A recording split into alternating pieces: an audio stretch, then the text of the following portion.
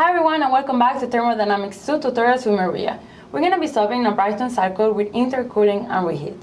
Let's start by reading the problem that is given. So we have an ideal gas turbine that has two stages of compression and two stages of expansion.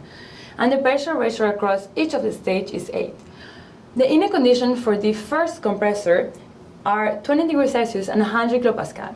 And the temperature at the inlet of the second compressor is also 20 degrees Celsius. The temperature entering each of the turbine is 1100 degrees Celsius. And in order to optimize the thermal efficiency of the cycle, an area regenerator is installed at the exit of the second turbine. We are asked to find the work of the compressor and the turbine, and also to find the thermal efficiency of the cycle. This is how our process diagram looks like. And we're gonna go right away and draw our TS diagram. We have the air going in at 1, and then it's gonna go through the isentropic expansion of the first compressor. So we're gonna go up in temperature with constant entropy. And then from 2 to 3, we're going through the intercooler. In the intercooler, we're gonna go down in temperature. We're gonna cool down the fluid with constant pressure. And we are told that the inlet temperature for both of the compressors, so T1 and T3, are the same. So we know we're gonna go back to 3. And we know this is gonna be 20 degrees Celsius.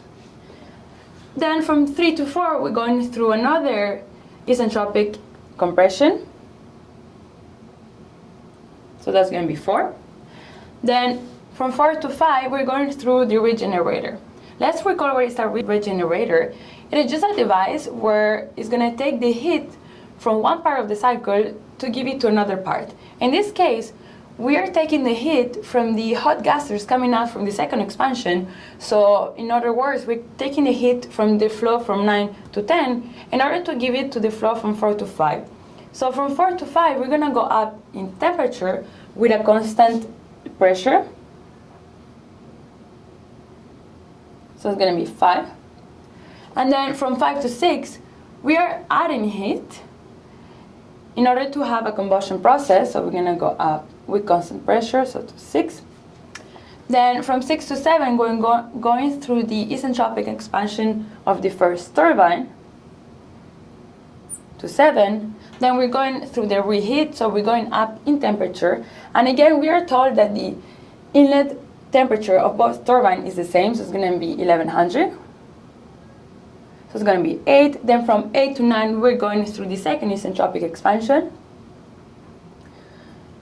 And then from 9 to 10, we're going through the regenerator. In this case, we are going down in temperature with a constant pressure.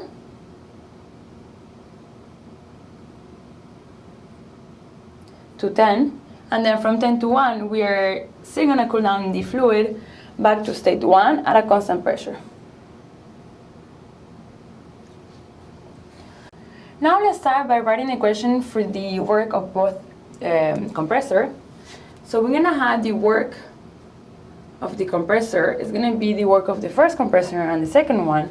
So if we write this in terms of entropy, it's gonna be H2 minus H1 plus H4 minus H3.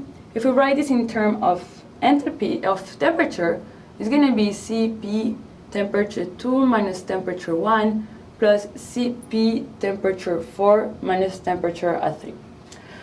What we can see is that we have the same inlet temperature. So temperature at 1 is equals a temperature at 3. And we also know it has the same compression ratio. So we also know that temperature at 2 is equal a temperature at 4. So we can rewrite this equation as 2Cp T2 minus T1. We have to find the temperature at 2, and we can use the isentropic equations to find it. So we can say that temperature at 2 over temperature at 1 is going to be, when this is constant entropy, it's going to be P2 over P1, K minus 1 over K.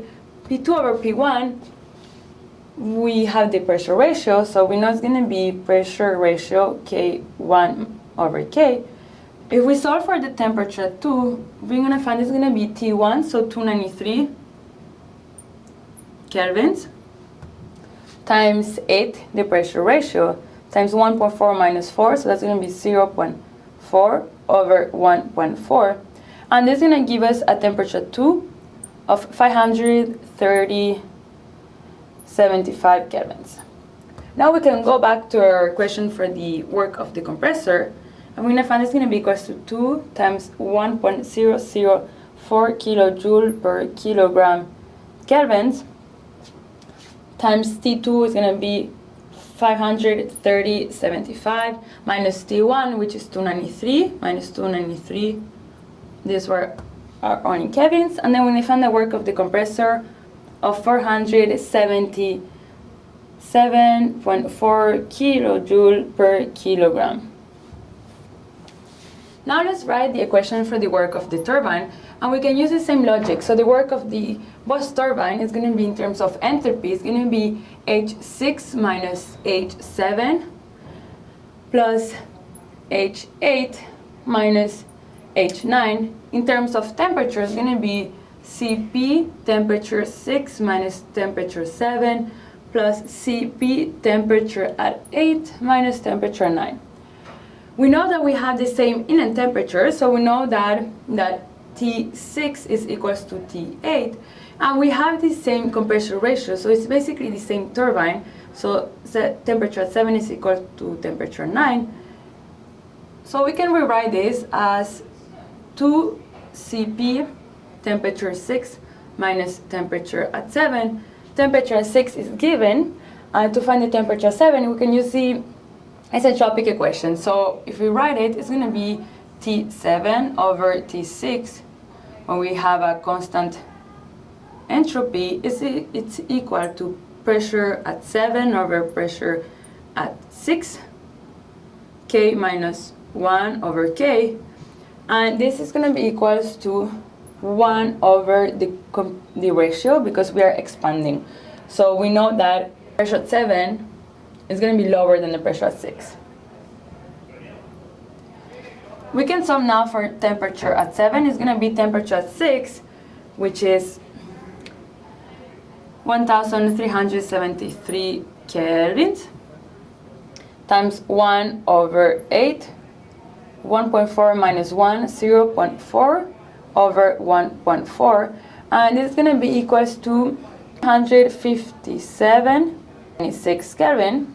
Now we can go back to our work turbine equation and just plug in the numbers. It's going to be 2 times 1.004 kilojoule per kilogram kelvins times the temperature at 6, which is 1373 minus 757.96 kelvins, and we're going to find a turbine work of 135 kilojoule per kilogram.